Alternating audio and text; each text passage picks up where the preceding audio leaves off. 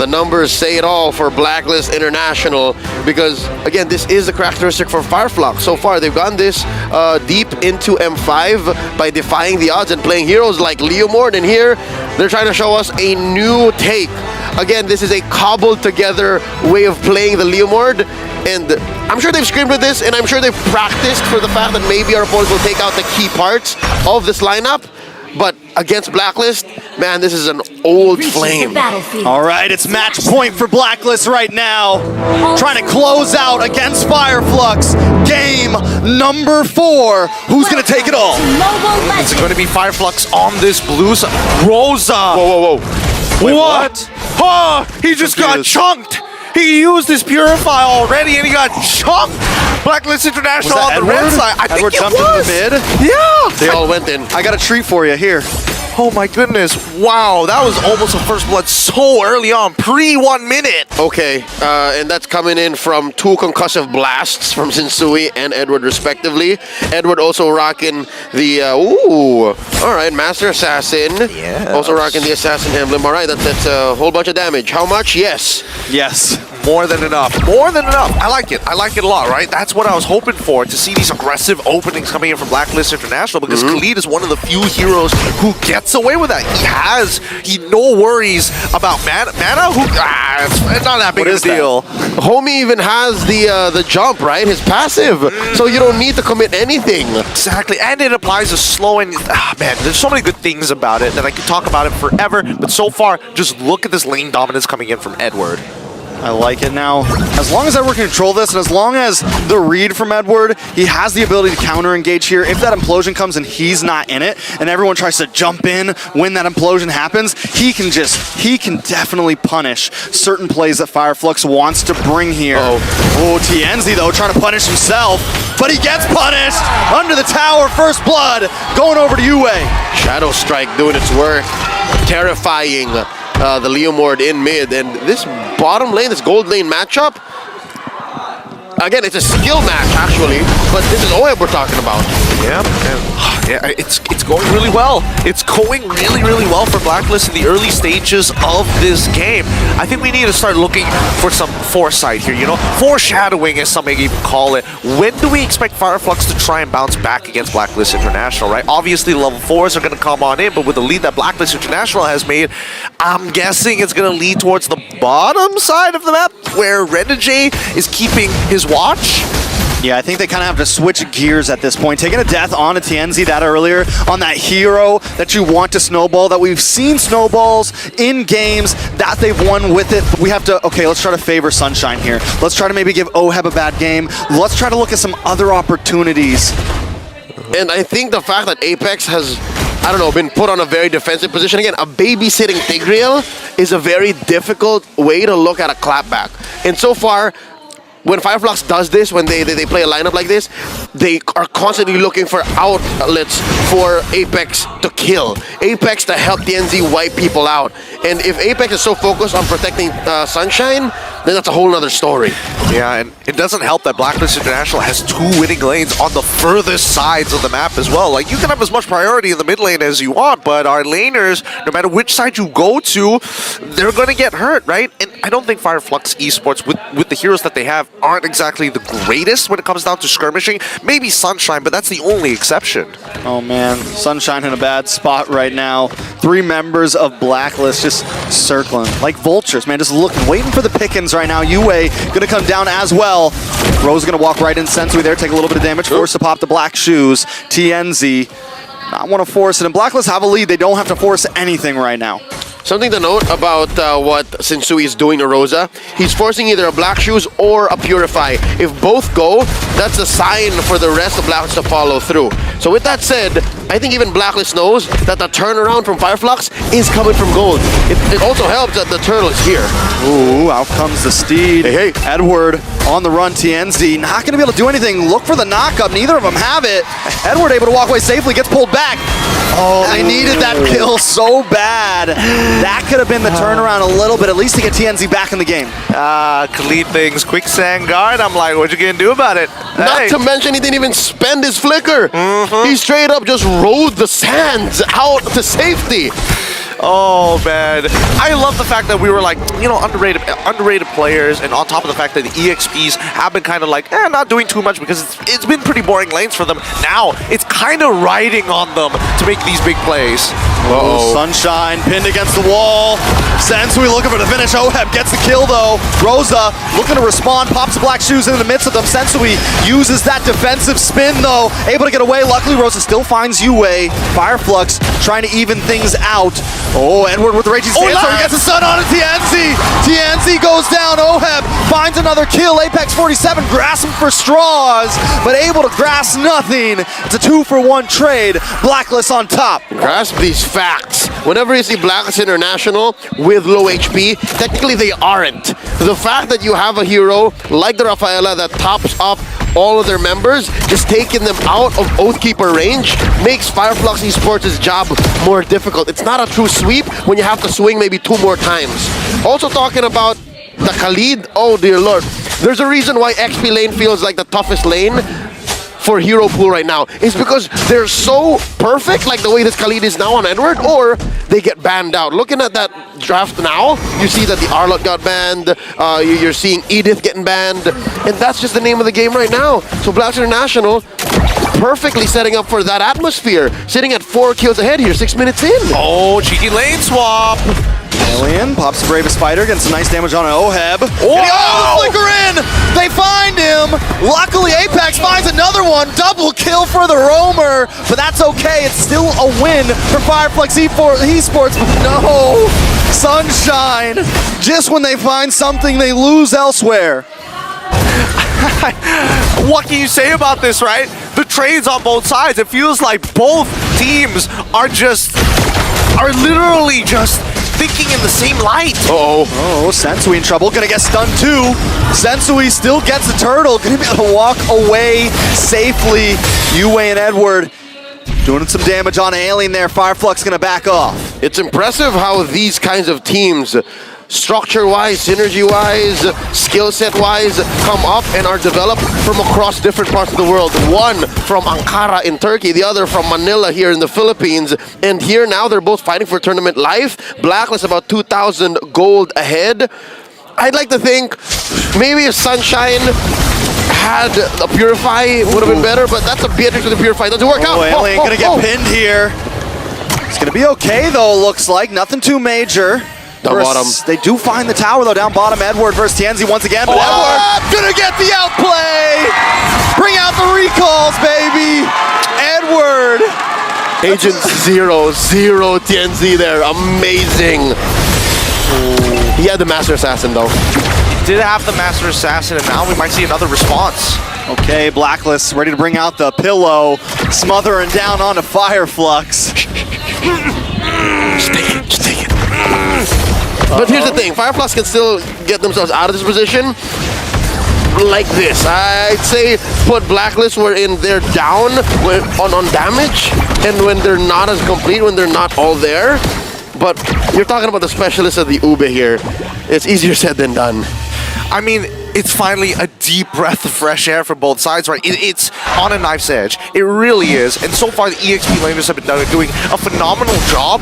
However, it's only left inside of their lanes. We haven't seen it actually expand their influence over the neutral fights, and more importantly so, with the cheeky lane swaps, both sides getting punished for it. It begs the question whether Blacklist International can actually maintain this as we start moving towards the later stages of the game. Well, like, we're done with early. The lanes are basically gone for. Now we transition into mid-game, and this is where it's going to get really sweaty now that the Lord has spawned. Already, truth be told, this is foreign land for Fireflux. It's unfamiliar to them to play a Leomord and not be ahead. So they have to very specifically find an angle where Apex can set up an amazing ult for Sunshine and Alien. Of course, Alien's been catching Blacklist pretty good, to be honest, in the past 9 minutes. See this, right? He's never scared to go in. This is a good position. That is a good position. Sensui is there. Comes Raging Sandstorm from the back. Genzi can't find his way in. Sensui able to secure it, and Blacklist is like, no, we're not fighting. We got our goal. Sensui is playing man-to-man defense against a man and a horse. Oh, boy. He's doing it well.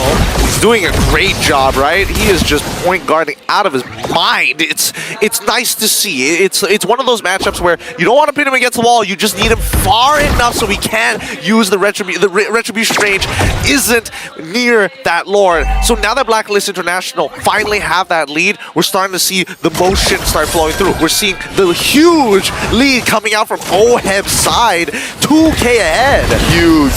Huge, and they're very low to the ground still, right? You're looking at marksmen who just have 3 core items, 2 prior to that last one being built. So it just shows that Blacklist are snowballing. This is the equivalent of a team that is, what, synergy-based like Blacklist, snowballing at 10 minutes in, 3-6. You know, I also love Edward's position. He's always taking the opposite side of the team. He's always the 1 to the 4-1, right? And there he is once again, possibly going to go for TNZ up in the top side. He's hiding out in that tri-bush, waiting for a moment to strike. And the boss side, Blacklist International, going to try to close in with this Lord as well. They're going to break through that second inhibitor, try to break through this second in the mid as well. Can Fireflux defend? That's so good, it's so clean. Khalid is the perfect one hero in the 4-1. Because again, in this lineup for Fireflux, the only one who can really stop his quick Sandguard is what? Apex 47 and Alien. That's it. Maybe with a Phantom Steed, knock him off his knee, right? So it's so good. He wins the 1v1 regardless. I mean, as they start pushing in, right? I mean, this top-up specifically coming in from Renegade, it's making it difficult, right? Rosa is landing some good shots, but really it's not developing much for the team anymore. The zoning isn't as good as it used to be. Yep, because Blacklist are willing to walk into it. If anything, it's Blacklist who's checking Fireflux's ground. Rosa's saying, all right, you guys can only go up to here. Oh yeah? Can we go up this close? And then, again, it's a 5k deficit. You have your cores and even your tanks, your peelers, who can't take as much damage from OHEB's basic attacks, saying, all right, you know what, maybe you can. And they have to play very defensively. They have to play very specifically and sacrifice their larger objectives. This tier 2 in mid, I give it maybe 2 or 3 more waves. I give it this last Lord, and then Black is going to push in. It's definitely going to be trouble for Fireflux. I mean, they're at a big gold deficit, 4.5. Oh. Not only that, but most of that gold is in the hands of OHEB. That's a winter tranche coming up. Rather, a wind of nature coming up. So, I mean, now, even if Sunshine starts to catch up, OHEB can still get some outplay. He can also deal with some of the damage from Alien, deal with some of the damage from TNZ. Fireflux running out of answers. Apex looks for the implosion, though. Alien in the backside as well with the Ravus Fighter. Yue catches him with one of his own. Terrified, Alien down. Sensui gonna pick up that kill just in time to take this Lord. Very clean from the side of Blacklist International, right? This pick is going to make sure that at least for this Lord, it's going to be a non-contest. I can't imagine Fireflux walking up here, especially since Bennett's Rage is already down, and Nibiru's Passion puts you in an awkward spot where you're now susceptible to getting hit by not only Yue, but at the same time, by the Holy Baptism from Renegade. So there we go. They've got the Lord for free, uncontested. That's right. Not just the fact that even Alien is down. Maybe if you can layer the implosion and the Bravest Fighter, that might be enough of a peel or a full frontal shock that scatters Blacklist and then allows for the damage from Rosa and Sunshine to make a difference. But that's 2 or 3 layers that you have to set up. That's a 1-step plan for Blacklist compared to Fireflux's 3 or 4. And we're being very generous. It's actually a grocery list of things that have to go right for Fireflux for them to actually have stolen that Lord away. Yeah. If you mess it up, if you miss it, it's punish. Over. It's over. The punish is so bad. Can we talk about the fact that Alien is going for a pretty interesting build earlier when I did see it? He did have an extra Fury Hammer on top of the Hunter Strike. Is he trying to go for Blade of Heptases when most people will go for Malefic Roar at this point in time? It's a hybrid, and again, I think he's just hunting for OHEB. That's what he's been doing. He's trying to take down the core for Blacklist, but I'm worried because there's very little of a streak on OHEB. But I guess if you do take down their main damage source, you're able to force out fights so that TNZ can swing. I don't know. Lord coming in. Black coming in as well. Knock, knock. Black gonna move up to the top side. They want to clear everything out. And I just love the patience right now. This is the Filipino discipline at its peak. Blacklist International not stressed at all about trying to end the game right now. They know they have late game secured. They know they have mid. They know that this is in their hands. I mean, with no inhibitors. I'm trying to figure out a way for Fireflux Esports to really make this comeback onto Blacklist International. I mean, it really boils down to whether Blacklist International makes that mistake, right? Biggest play of their lifetime. That's what they need. The shift in Oheb's priorities, instead of going straight for the Wind of Nature, he pivots into the DHS. And then he'll there it is, there's a defensive item. He knows that he wasn't in trouble. He knows that Alien has slowed down on finding him out in the back line. And because of that, those pushes became much, much easier. It's looking pretty grim, right? It's looking pretty grim, but we've seen teams come back from worse. It's an 8.2k lead, now an 8.1k lead for the side of Blacklist International. But for Fireflux Esports, it's just a moment that we're looking at Apex 47. We're hoping, we're praying that maybe he finds somebody. Maybe even Sensui just to steal away a singular lore because he's the only one who's not running the Purify. There's that, but I think the actual reality of comeback is going to happen much closer to home, inside their base. If Apex 47 can find a perfect flicker, displacement and implosion close to the base where he can expose expose Blacklist International to maybe one or two more third take hits that they can take, then that could be the comeback. Rosa getting Divine Glaive now, and it might just be another non-contest. TNC, he's going to have to try his best. They might even have to sacrifice a player just to try to make the attempt work. Yeah, but look at Edward's positioning right now, constantly holding this boss side, and that's the flank, right? And Edward has done this so well, and that's what created space last time. TNZ had to fall back, and that's what gave Sensui the ability to just do that heavy spin and get him out of there. Fireflux know that so much is on the line. I think they're going to put it all on this Lord, possibly. Oh, what makes it worse is they know that Edward is in that bush. Edward showed himself, so they know that there's this angle coming in from the south. But what can they do about it? Yeah, exactly. It's just frustrating. Apex maybe goes for Edward. I don't know, man. Flush him out. Minions are coming down on the top side, though. Don't forget, this is a do-or-die game.